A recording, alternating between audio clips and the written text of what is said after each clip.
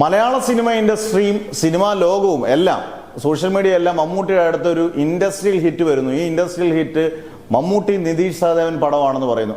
അതൊരു വലിയ ചർച്ച തന്നെയായിരുന്നു. 2 വർഷമായിട്ട് ഈ പ്രൊജക്റ്റുകൾ ഇങ്ങനെ കറങ്ങി നടങ്ങുകയാണ്. എന്നിട്ട് കഴിഞ്ഞ ആഴ്ച സിനിമയുടെ ഷൂട്ടിംഗ് തുടങ്ങി. മമ്മൂട്ടി ഇന്ന് കാരക്കുടി, അതായത് തമിഴ്നാട്ടിലെ കാരക്കുടിയിൽ ഇന്ന് മമ്മൂട്ടി ജോയിൻ ചെയ്തു.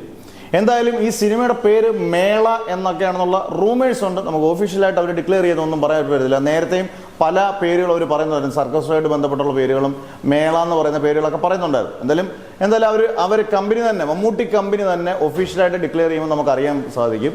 എന്തായാലും ഒരു കാര്യം ഉറപ്പാണ്, ഈ സിനിമയിൽ കഥാപാത്രങ്ങൾക്ക് അത്രമാത്രം ശക്തമായ കഥാപാത്രങ്ങൾ ഉണ്ടായിരിക്കാം. പക്ഷേ വലിയ അതിപ്രഗത്ഭർ ഞാൻ ഉദ്ദേശിക്കുന്നത് ഇപ്പോൾ തമിഴ്നാട്ടിൽ നിന്ന്, തെലുങ്കിൽ നിന്നോ അല്ലെങ്കിൽ ഹിന്ദിയിൽ നിന്ന്, ബോളിവുഡിൽ നിന്ന്, ഹോളിവുഡിൽ നിന്നോ ഒന്നും താരങ്ങൾ വരണം നിർബന്ധമൊന്നുമില്ല. ഇപ്പം മമ്മൂട്ടി കമ്പനിയുടെ പല സിനിമകളും നമ്മൾ ശ്രദ്ധിച്ചാൽ മതി, നല്ലപോലെ അഭിനയിക്കുന്നവരെ കൊണ്ട് നല്ല അതാത് കഥാപാത്രം ചെയ്യിപ്പിക്കും. ഇപ്പോൾ റോഷാക്കിനകത്ത് ബിന്ദു പണിക്കർ, ജഗദീഷ്, അതിനകത്ത് തന്നെ കോട്ടയം നസീർ, അങ്ങനെ പല സിനിമകൾ, പുഴുവിൻ്റെയൊക്കെ കാസ്റ്റിംഗ് ഒക്കെ നോക്കിക്കഴിഞ്ഞാൽ, കാതലിൻ്റെ കാസ്റ്റിംഗ് നോക്കിക്കഴിഞ്ഞാൽ നമ്മൾ ഇതുവരെയും കാണാത്തവരൊക്കെ ഗംഭീര പ്രകടനം സാധിക്കുന്നു.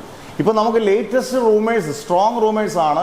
അതായത് മമ്മൂട്ടി നിതീഷ് സഹദേവന്റെ പടം, അത് മാസ് മസാല എന്റർടൈനർ എന്ന് പറയുന്ന ചിത്രത്തിനകത്ത് ജീൻ പോൾ ആയിരിക്കും വില്ലൻ എന്നാണ്. നമുക്കറിയാം, നമ്മുടെ സംവിധായകനും നടനുമായിട്ടൊക്കെ ഡിസ്ട്രിബ്യൂട്ടറും ഒക്കെ ആയിട്ടുള്ള ലാലിന്റെ മകനാണ്, നല്ല ഗംഭീര സംവിധായകനാണ്. അത് കഴിഞ്ഞ ബാലൻ എന്ന് പറയുന്ന സിനിമ, നമ്മുടെ ചിദംബരം സംവിധാനം ചെയ്ത ബാലൻ എന്ന് പറയുന്ന ഒരു പോലീസ് കഥാപാത്രമായിരുന്നു. ആ പടം കണ്ടവർക്കറിയാം, നല്ല കിഡിലനായിട്ട് ചെയ്തിട്ടുണ്ട് ജീൻ ബോളിന്റെ ഗംഭീരമായിട്ടൊരു കഥാപാത്രമായിരിക്കും. അങ്ങനെയാണെങ്കിൽ മമ്മൂട്ടിയുടെ പടത്തിൽ വില്ലൻ വേഷമാണെങ്കിൽ, എന്തായാലും മമ്മൂട്ടി ചിത്രത്തിൽ ജീൻ ബോൾ ഉണ്ടെന്നുള്ള ഉറപ്പാണ്.